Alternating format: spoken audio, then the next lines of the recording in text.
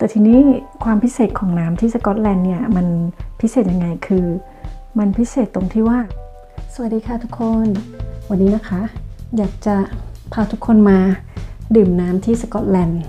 นะคะขออนุญาตเอาแก้วก่อนน้ำที่นี่นะคะก็หลายๆคนก็คงทราบดีนะคะว่าน้ำที่น่าจะเป็นที่ยุโรปนะคะ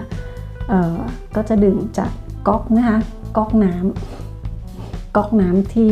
ใช้ล้างจานนี่นะคะหรือว่าก๊อกน้ำในห้องน้ำนี่นะคะอันนี้เป็นก๊อกน้ำในซิงค์นะคะขออนุญาตโชว์ชัดไหมคะอันนี้ก็จะเป็นน้ำเย็นนะคะน้ำเย็นเปิดมาจะเย็นมากเท่าอุณหภูมิข้างนอกเลยนะคะส่วนปิดนะคะสีแดงก็จะเป็นน้ำร้อนเปิดนานๆก็จะร้อนมากควันขึ้นเลยนะคะจะดื่มน้ำก็จะเปิดน้ำก๊อกเย็นทิ้งไว้สักครู่หนึ่งเพื่อให้มันเคลียร์ก๊อกนะคะเคลียร์น้ำที่เราใช้ครั้งสุดท้ายไว้มันอาจจะเป็นน้ำร้อนที่ล้างจานไว้นะคะเปิดเคลียร์แป๊บเดียวนะคะแล้วก็นี่ค่ะรองน้ำมาดื่มได้เลย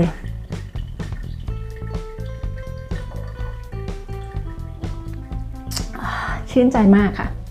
เพราะว่าน้ำมันเย็นแต่ทีนี้ความพิเศษของน้ำที่สกอตแลนด์เนี่ยมันพิเศษยังไงคือมันพิเศษตรงที่ว่านกเคยดื่มน้ำที่อังกฤษนะคะมันจะมีรสชาตินิดนึงคือมันจะเขาเรียกอะไรกล่อยๆใช่ไหมคะมันจะเหมือนมันจะรู้ว่ามันไม่ได้ดื่มน้ำปกติอะแล้วเวลาใช้น้ำที่อังกฤษนะคะเวลาต้มเนี่ยต้มในกาน้ำร้อนเวลาเราจะทานกาแฟทานชาอะไรแบบนี้นะคะมันก็จะมีตะกอนขาวๆอะค่ะปิดหม้อต้มน้ำไปด้วยนะคะแต่ที่นี่นะคะไม่มีตะกอนเลยน้ำที่นี่ไม่มีรสชาตินะคะประทับใจมากครั้งแรกที่มานะคะดื่มน้ำก๊อกที่สกอตแลนด์ไม่มีรสชาติเลยค่ะเหมือนน้ำเปล่าที่เราซื้อเลยนะคะประทับใจตรงนี้ก็เลยอยากจะมาบอกเพื่อนๆว่าหากใครมาเที่ยวที่สกอตแลนด์แล้วมีความรู้สึกว่าไม่อยากดื่มน้ำก๊อกนะคะก็ไม่ต้องกังวลค่ะดื่มแล้วจะติดใจเพราะว่านกเองนกก็ไม่เคยดื่มน้ำสกอตแลนด์เหมือนกันนะคะเราพอมาครั้งแรกเนี่ยน้ำไม่มีรสชาติเลยค่ะดื่มได้แบบสบายใจมากเพราะว่าน้ำถ้าซื้อนะคะจะแพงมากนะคะแล้วก็เนี่ยค่ะเติมได้ทุกที่เลยนะคะไปไหนก็พกขวดน้ำไปด้วยเพราะว่าเวลาเรามาเที่ยวเนี่ยเราก็จะต้องมีขวดน้ำติดตัวตลอดเวลาใช่ไหมคะพอใกล้จะหมดก็ไปเติมเลยค่ะอาจจะไปที่ร้านอาหารแวะที่คาเฟ่อะไรอย่างนี้นะคะขอเติมน้ำเปล่าจากก๊อกเขาจะเติมฟรีนะคะจะเติมได้ฟรีแต่ถ้าเราซื้อน้ำเขาที่เป็นขวดเราก็จะต้องเสียตังค์นะคะแล้วนกจะพาไปดูที่ในห้องน้ำค่ะไปกันเลย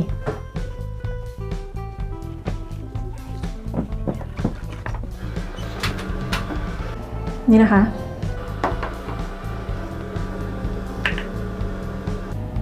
เห็นไหมคะสีฟ้าเป็นก๊อกน้ำเย็นหันยังไงอันนี้สีแดงเป็นก๊อกน้ำร้อนนะคะจะเปิดให้ดูนะคะเปิดสักพักแล้วเย็นแล้วนะคะเติมเท่าที่พอดื่มนะคะช่วยรักโลกกันด้วยนะคะไม่กินทิ้งกินขว้างนะคะดื่มให้ดูเลยนี่นะคะอยู่ในห้องน้ำนี่นะคะห้องส้วมโอเคนะคะ Cheers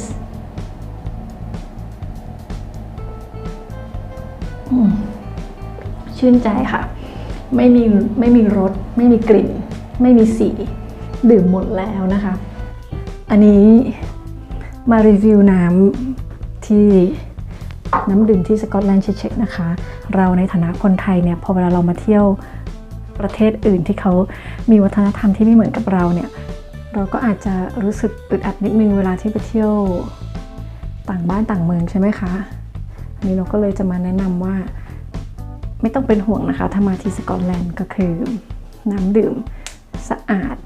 ไม่มีรสไม่มีกลิ่นสบายใจได้นะคะเพราะว่าเราก็อยู่นี่มา3 ปีแล้วเราก็ดื่มน้ำก๊อกตลอดนะคะอย่างไรแล้วก็ช่วงนี้ก็ดูแลรักษาตัวเองกันด้วยนะคะทุกคนแล้วก็